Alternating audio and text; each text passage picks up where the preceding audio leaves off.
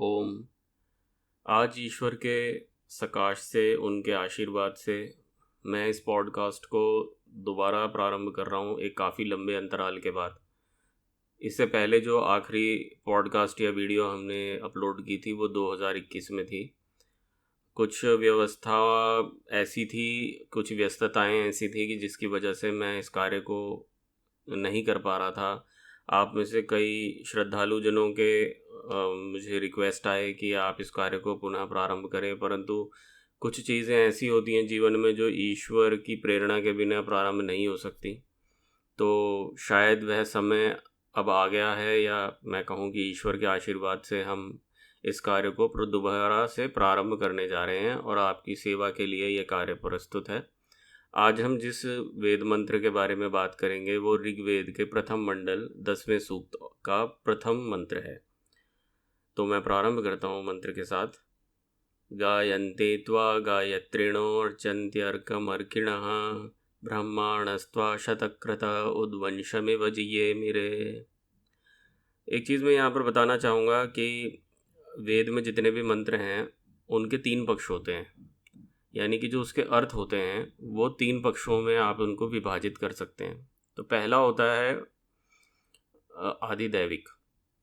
जितना भी संसार में जो भी एनर्जी फील्ड्स हैं, जो भी जिस तरीके से एक संसार की रचना हुई है भौतिक रूप से, वो सब आदिदैविक जो उसका पक्ष है उसके अंतर्गत आता है।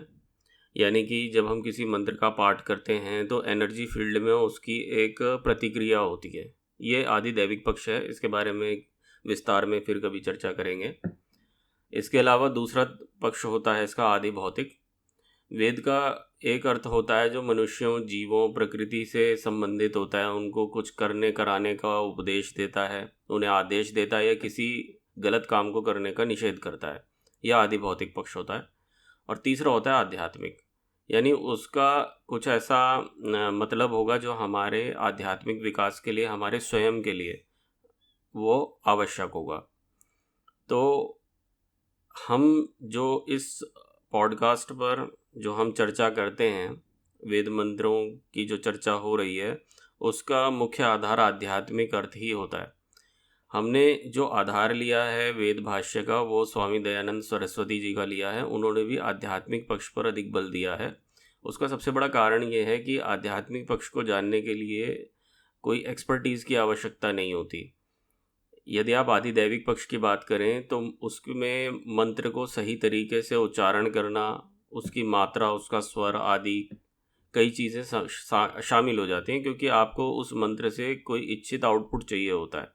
उदाहरण के लिए, जब आप किसी विशेष परिस्थिति में किसी विशेष फल के लिए कोई यज्ञ करते हैं तो उसमें विशेष मंत्रों का चयन किया जाता है। जैसे उदाहरण के लिए स्वस्ति वाचन को लेते हैं। स्वस्ति वाचन में कई मंत्र हैं जो ऋग्वेद से और अन्य यजुर्वेद आदि, सामवेद आदि से लिए गए हैं। इनका जो उद्देश्य होता है वो आपका आशीर्वाद के रूप में आशीर्वाद प्राप्त करने का होता है, और ये मुख्यतः यज्ञ आदि कार्यों में इनका प्रयोग ज़्यादा होता है, जिसमें भौतिक वस्तुएं लगती हैं, जैसे कि यज्ञ कुंड है, अग्नि है इत्यादि। तो इसमें इनका प्रयोग होने से इसमें काफ़ी और चीज़ों का समावेश हो जाता है। परंतु जब आप इसका चिंतन करते हैं अपने विकास के लिए तो आध्यात्मिक पक्ष हो जाता है। उसके लिए स्वरों का आना आवश्यक नहीं है, और जो जिसे कहते हैं कि उच्चारण का शुद्ध होना, ये अच्छी बात है, होना चाहिए। परंतु यदि नहीं आपको आता है, आपकी योग्यता नहीं है, तो इसका मतलब ये नहीं कि आप आध्यात्मिक पक्ष पर भी विचार नहीं कर सकते, ये मैं कहना चाहता हूँ। तो हो सकता है जब मैं मंत्र का उच्चारण करूँ तो उसमें कुछ त्रुटियाँ हों, तो उसको आप सीरियसली ना लें, क्योंकि हम आध्यात्मिक पक्ष पर बात करेंगे। तो वापस आते हैं मंत्र पर। मैं सबसे पहले आपको भावार्थ बता देता हूँ जो स्वामी दयानंद सरस्वती जी ने इस मंत्र का किया है। इस मंत्र में उपमा अलंकार है। जैसे सब मनुष्यों को परमेश्वर ही की पूजा करनी चाहिए, अर्थात उसकी आज्ञा के अनुकूल वेद विद्या को पढ़कर अच्छे अच्छे गुणों के साथ अपने और अन्यों के वंश को भी पुरुषार्थी करते हैं, वैसे ही अपने आप को भी होना चाहिए।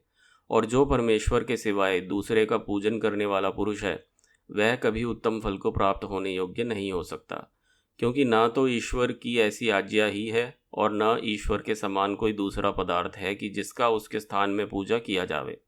इससे सब मनुष्यों को उचित है कि परमेश्वर ही का गान और पूजन करें। इस मंत्र में ऋषि दयानंद ने चर्चा ये की है कि हम सभी मनुष्यों को परमेश्वर की उपासना करनी चाहिए।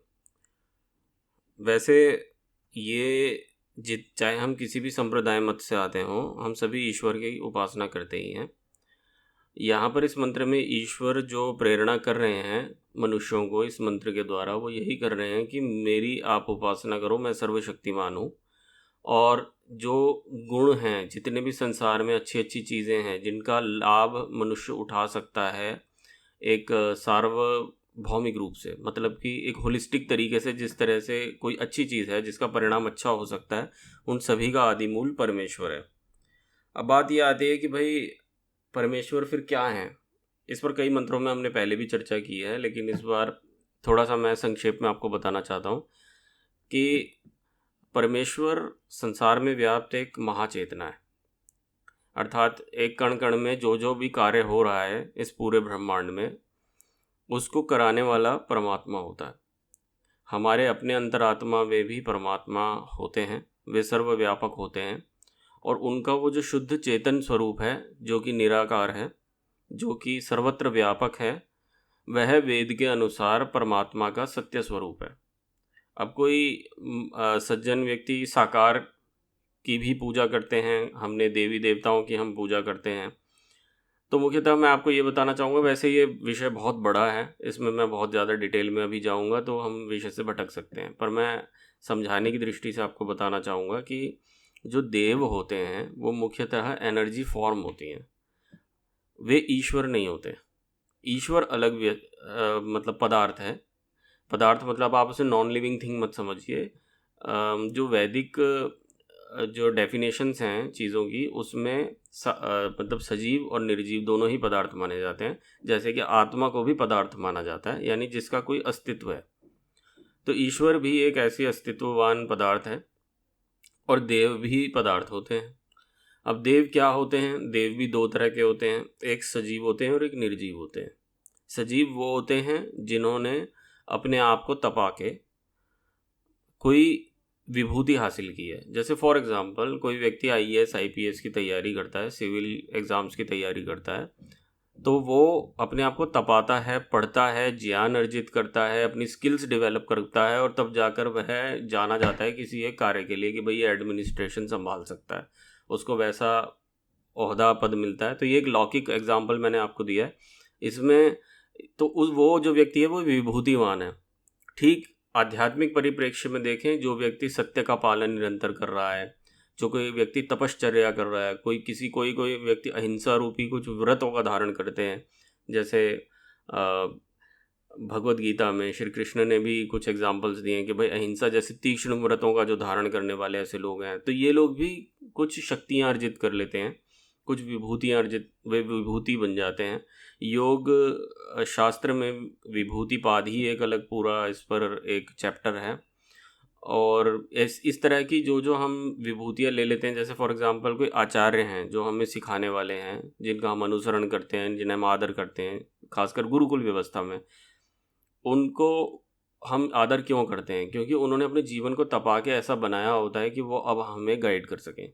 तो जो गाइड हमें कर सकता है उसको ने भी अपने ऊपर कुछ काम किया होगा, उसने कुछ चीज़ें हासिल की होंगी, उपलब्धि हासिल की होगी, यही विभूतियाँ होती हैं, इन्हीं को देव कहा जाता है। ये सजीव देव हो गए।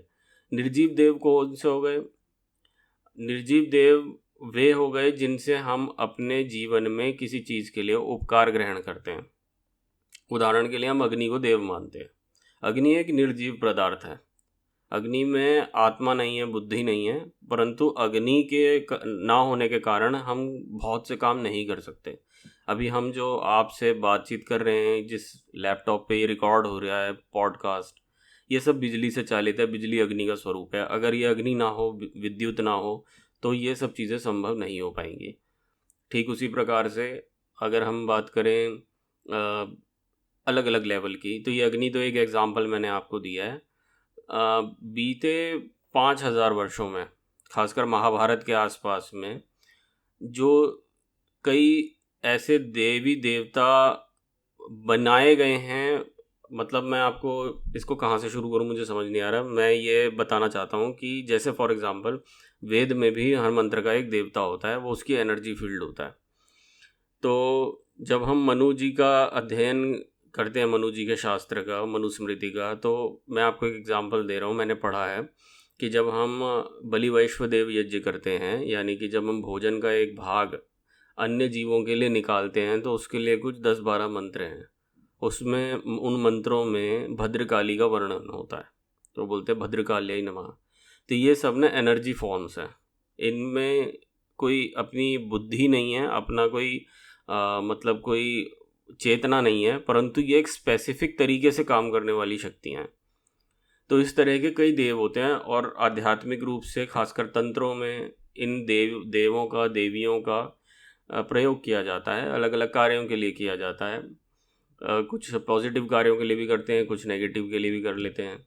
और ये कुछ ऐसी चीज़ हैं कि देव देवता बनाए भी जा सकते हैं एक बड़ी फॉर्म से। मान लीजिए कोई बड़ी एनर्जी फील्ड है, उससे हम छोटे देवी देव भी बना सकते हैं। खैर विषय आगे विस्तारित हो जाएगा, परंतु मैं आपको ये बताना चाह रहा हूँ कि ये परमात्मा नहीं है। शंकर जी ने, भगवान शंकर ने एक कंसेप्ट दिया शिवलिंग का। शिवलिंग से कि मंदिरों में स्थापना होती है, एनर्जी सेंटर्स हैं, ज्योतिर्लिंग हैं, जहाँ पर मनुष्य जाति जाकर पूजा अभिषेक करते हैं, और स्पेसिफिक कार्यों के लिए स्पेसिफिक ज्योतिर्लिंग है। हर एक ज्योतिर्लिंग का अपना अपना एक फंक्शन है, तो उसको डिज़ाइन इस तरीके से किया गया है। ये सभी निर्जीव देव हैं, ये सभी वो शक्तियां हैं जिनका एक स्पेसिफिक कार्य है। आप देखेंगे इनका अभिषेक भी एक अलग सेट ऑफ मंत्रों से होता है। एक ही मंत्र हर जगह नहीं बोला जा सकता। हर शिवलिंग, हर ज्योतिर्लिंग जो उस एनर्जी से रेजोनेट कर सकता है, तालमेल रख सकता है, वैसे ही मंत्रों का चयन करा जाता है। चाहे वो वेद से किया जाए, पुराणों से किया जाए, उसी के अनुसार उस एनर्जी फील्ड से डील किया जाता है। परंतु ये परमात्मा नहीं है। परमात्मा केवल वही ढूंढेगा जाके जिस व्यक्ति को इन सब चीज़ों की समझ हो गई है, अब वो इससे आगे जाना चाहता है, जो इन चीज़ों में सार नहीं देखता है। किसी आदमी के पास गाड़ी बंगला नहीं है और वो बहुत बुरी तरह से चाहता है भौतिक चीज़ों के लिए, तो वो ऐसे देवी देव को से उपकार लेना चाहेगा जो कि उसको ऐसी भौतिक उपलब्धियां पाने में मदद कर सकते हैं। वेद में भी ऐसे कई मंत्र हैं जिनका अनुष्ठान करने से कहते हैं कि व्यक्ति के अंदर ऐसी समझ पैदा होती है जिससे कि वो ओरिएंटेड हो जाता है मटेरियलिस्टिक चीज़ों को गेन लेने के लिए। ये ऐसा नहीं है कि मंत्र या देवी देवता कोई आसमान से चीज़ें आपके लिए गिराएंगे, अर्जित आप ही करेंगे। लेकिन हर काम क्योंकि एक पर्टिकुलर माइंडसेट के साथ होता है, तो ये एनर्जी फील्ड्स आपके अंदर एक ऐसा एम्बियंस बनाती हैं, ये मंत्र ऐसा एम्बियंस बनाते हैं जिससे कि आप उन चीज़ों को पाने के लिए आप कैपेबल हो जाते हो, और अपनी चेष्टाओं से, अपने काम से आप उन चीज़ों को अर्जित कर लेते हो। लेकिन परमात्मा जो है इन सबसे ऊपर है। परमात्मा से ऊपर कोई नहीं होता, परमात्मा अद्वितीय होता है। तो वेद का जो कंसेप्ट है, ये सिस्टम्स हैं अलग अलग। आप पुराणों में जाओगे उसका एक अपना सिस्टम है, आप तंत्रों में जाओगे उसका चीज़ों को करने का अपना सिस्टम है। लेकिन हम वैदिक सिस्टम की अगर बात करें, तो वैदिक सिस्टम में जो चेतन देव है, जिसमें बुद्धि है, जो निर्णय ले सकता है, जैसे हम आत्मा हैं, वो केवल परमात्मा है। तीन ही सत्ताएं इस संसार में, एक प्रकृति है जिससे ये देवी देव, पत्थर, लकड़ी, ये सब उत्पन्न होते हैं, एनर्जी फील्ड्स। सूक्ष्म से सूक्ष्म निर्जीव चीज़ें भी प्रकृति के अंतर्गत आ जाती हैं जो कि निर्जीव हैं। एक चेतन, केवल दो ही सत्ताएं हैं जो चेतन हैं। एक आत्मा है जो कि हम हैं, हम समझ सकते हैं, बोल सकते हैं, हम जिंदा हैं क्योंकि हमारे अंदर चेतना है। तो एक हम है, एक बड़ी चेतना है परमात्मा, जिसके अंतर्गत हम आते हैं, जो हमसे भी सूक्ष्म है, जो इस संपूर्ण संसार को चलायमान रखता है। आत्माओं का आत्मा परमात्मा।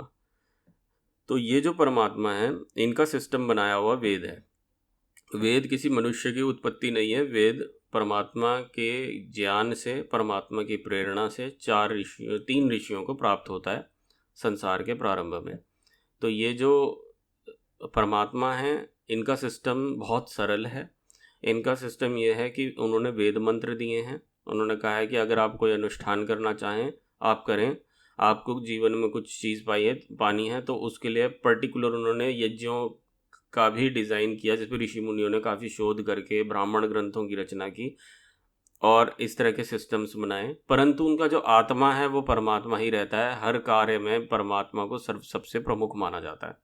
और उनसे जब उस पावर हाउस से जब हम डील करके अपने जीवन में कोई काम करने जाते हैं वैदिक तरीके से, तो वो कार्य अन्य सिस्टम्स के मुकाबले बहुत तेज़ी से फलीभूत होता है। अगर आप किसी अन्य सिस्टम में जाओगे और वैदिक सिस्टम में जाओगे तो वैदिक सिस्टम बहुत पावरफुल है, बहुत पोटेंट है और बहुत जल्दी उसमें फल आता है, लेकिन उसको क्यों लोग ज़्यादा अनुसरण नहीं कर पाते? क्योंकि इसमें मैनिपुलेशन का कोई स्थान नहीं है। कोई व्यक्ति जब मलिन चित्त के साथ वेद, मान लीजिए बहुत स्किल्ड है, उसको सारे अनुष्ठान आते हैं वैदिक, और वो उसे किसी गलत कार्य के लिए प्रयोग करना चाहता है, तो ऐसा जो इल इंटेंशनड पर्सन है ना, वो इस चीज़ में सफलता नहीं प्राप्त कर पाएगा। क्योंकि उस किसी भी अनुष्ठान को करने के लिए उसे परमात्मा का आलंबन करना पड़ेगा, और परमात्मा चूंकि एक शुद्ध आत्मा है, एक शुद्ध है, सत्य प्रेरक है, और वो उसके साथ अलाइन नहीं कर पा रहा अपने इंटेंशंस को, इसलिए वो असफल हो जाएगा वहीं पे। इस चीज़ को समझिएगा। अब क्योंकि हम में से बहुत से लोग कई कई जन्मों में कई कई पाप करके आते हैं, हम कई अलग अलग परिस्थितियों में, निचले दर्जे की परिस्थितियों में पैदा होते हैं, तो उस फ्रीक्वेंसी पर हम उन चीज़ों को समझना हमारे लिए थोड़ा सा मुश्किल हो जाता है। तो ये चीज़, मतलब जो परमात्मा या वेद के थ्रू अगर आप कोई वो लेना चाहते हैं, तो सबसे पहला जो आपको चीज़ चाहिए वो अपनी शुद्धि पर आपको ध्यान देना होगा, अपने आचरण पर अपने आप को ध्यान देना होगा। जब आपकी योग्यता होगी उसके बाद ही परमात्मा आपके जीवन में, वैसे तो अब परमात्मा उपस्थित हैं ही, परंतु आपके चित्त में प्रवेश वे तभी कर पाएंगे जब आपका चित्त साफ होगा। हमारा जब चित्त मलिन होता है तब हम ईश्वर के स्वरूप को ठीक से नहीं जान पाते। कई बार होता है हम भटकते रहते हैं। कई ऐसे भी लोग हैं, हालांकि मुट्ठी भर से भी बहुत कम लोग हैं संसार में जो परम सत्य को पाने की चेष्टा करते हैं, वे चीज़ों के सार को समझने की कोशिश करते हैं और परम आध्यात्मिक होते हैं, परंतु उन्हें भी संघर्ष करना पड़ता है उनके कर्म फलों के कारण। उनके जो शरीर के अंदर मलिनताएं मानसिक होती हैं वो नहीं जानते उसके बारे में, परंतु ईश्वर धीरे धीरे धीरे धीरे उनको अपने पास ले आते हैं, उस ज्ञान की ओर ले आते हैं। ये परमात्मा की दया है हम मनुष्यों पर। तो मैंने एक संक्षेप में बताने की थोड़ी सी चेष्टा की है कि जो देवी देव हैं जिनकी हम पूजा करते हैं उनसे हम उपकार अवश्य ले सकते हैं, परंतु जो सत्य परमात्मा है वो हमारे चित्त में, हमारे आत्मा में विराजमान है। जो वेद में जिस स्वरूप, जिस परमात्मा के ध्यान का कहा गया है कि हर मनुष्य को वो करना चाहिए, क्योंकि उसको करने से उसकी गति, उसकी उपलब्धि बहुत जल्दी होती है और बहुत तेज़ी से वह अपने जीवन लक्ष्य की ओर बढ़ता है। चाहे वो धर्म का अर्जन हो, चाहे पैसे का अर्जन हो अर्थ के द्वारा, चाहे वो कामनाएं पूर्ति हो, चाहे वह मोक्ष का साधन हो, इन चारों के चारों लक्ष्यों की पूर्ति परमात्मा के आलंबन से बहुत तीव्र गति से हो सकती है। तो आपको ये पॉडकास्ट कैसा लगा, इसके लिए आपका कमेंट में ज़रूर सुनना चाहूँगा, देखना चाहूँगा। आप खुल के अपनी बात रखें, कोई प्रश्न हो, संशय हो तो ज़रूर रखें। वीडियो मैं चाहता था कि 6-7 मिनट की हो, पर ज़्यादा लंबी हो चुकी है। आगे से चेष्टा करूँगा थोड़ा सा इसे कम लेंथ की रखने की। फिर मिलते हैं फिर आपसे नई वीडियो में। ओम शांति शांति शांति।